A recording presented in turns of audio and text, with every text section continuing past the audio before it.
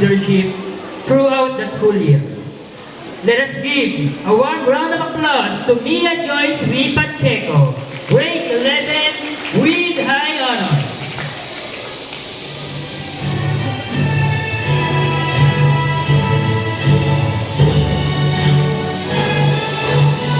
Sa Ate Joyce, oh. Sa lahat ng mga guro at bumubuo sa Emilia Belmonte Acosta National High School, sa ating mga panauhin, sa mga magulang at kapwa ko mag-aaral, isang mapagpalang araw po sa ating lahat. Sabi ni Churchill, success is not final, failure is not fatal, it is a courage to continue the count. At ito ang totoo, ilang beses na tayo nabigo sa pagsusulit kahit kulang na lang ay isusog ang ating mga sarili sa pag-aaral, araw man o gabi. Ilang beses na tayo nang matigil sa gitna ng pagsasalita dahil nilalaman na tayo ng kaba.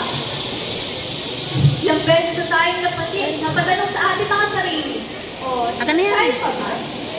Ngunit sa kabila ng lahat ng ito, narito tayo ngayon, nasa puto ka at hindi ka naman ang bunga ng ating itinagin na pagsisikap at pagtitsaga. Kaya bilang pinatuwa ng mga awardee, ako po ay puso nagpapasalamat sa parangalang ito. Ang parangal na aming tinanggap ay hindi lamang simbolo ng tagumpay.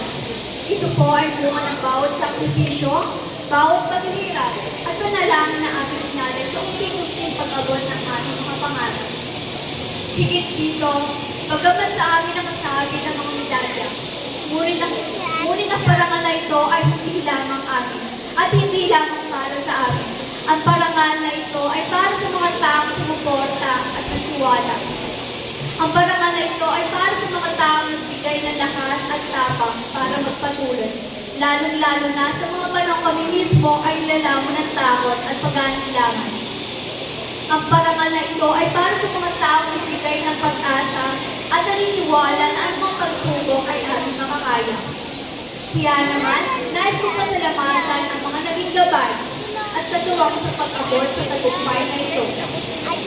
Una, salamat sa Panginoon sa kanyang walang sawang paggabay, sa kanyang biyaya na kailanman ay hindi nagkukulang, at sa kanyang mga plano na lagi mas maganda. Nasalita lang galing, ano?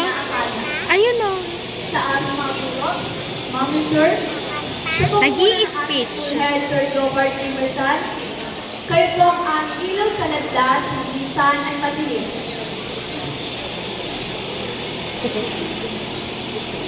Salamat sa inyong malasakit, sa inyong tiyaga, at sa paniniwala na kaya namin kabutin ang taas ng aming mga pangarap. Ang bawat aral na binabahagi nyo ay baon namin sa araw-araw. Sa aming pamilya, lalo-lalo na sa aming mga magulang, ang inyong pagmamahal at sakripisyo ang naging pundasyon namin upang makamit ang aming mga tagumpay. Salamat po sa pagiging lakas namin, lalo-lalo na sa panganang mismo ay nanghihina. Nais ko rin pong kuhanin ang pagkakataong ito upang magpasalamat kay aking ina. Alam mo, hindi madali mawalay sa amin, pero hindi na ng dalawang isip na pagsakripisyo para mabigyan kami ng mas magandang buhay. Sa aking ama, ang mga pangarap mong minsan ay naging inspirasyon ko para taparin ang mga pangarap. Hindi man perfecto ang ating kwento, pero kayang naging isa para sa aking pagpupursige. Sa aking kaaway, na syempre mahal ko rin naman, Kuya. Salamat sa walang sawang pagkikintindi sa top tier attitude ko bilang certified magampuhin. Ikaw na nga itong stress sa mundo, ikaw pa itong stress, simulsing ko. Sa aking mga kaibigan, Winnie, Francine, Ted, Stel, Avril, Lorraine, at si Hara. Salamat sa inyong suporta, sa simpleng salita ng pag-asa, at sa mga tawad luha na ating pinagsaluhan. Hindi nyo alam kung gaano kalaking tulong ang nabigay nyo sa akin. Higit sa lahat, sa aking limang lolo na kamakailan lang na maan. Na tumayo bilang magulang sa amin habang nasa malayo sina nanay at tatay para magtrabaho. Hindi sapat ang salitang salamat upang matubasan ang iyong walang sawang pagmamahal, pag-aangga at suporta nung ito'y nabubuhay pa. Sa lahat ng aking nabanggit, muli isang taus-pusong pasasalamat ko. Sa puntong ito, nais kong ibahagi sa aking kapwa awardees isang tanong na madalas nating tanungin kapag ang palakpakan ay humupa na at ang mga medalya ay wala na sa ating mga leeg. Who am I beyond all these medals and certificates? Sino ako kung wala mga awards, sertipiko at tropeyo na ito? At ang sagot, tandaan sana natin ang tunay na halaga ng isang tao ay hindi lamang nasusukat sa mga parangal at titulo.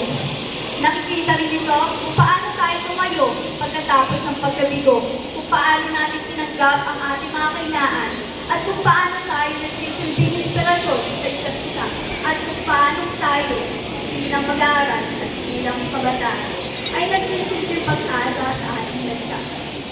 Kahit habang patuloy natin pinagsusumikapang ang talumpay, huwag natin kalimutan na ating tunay na halaga ay hindi pa sa mga bagay na makikita sa entablado. Once again, thank you for this recognition. Thank you for believing in us.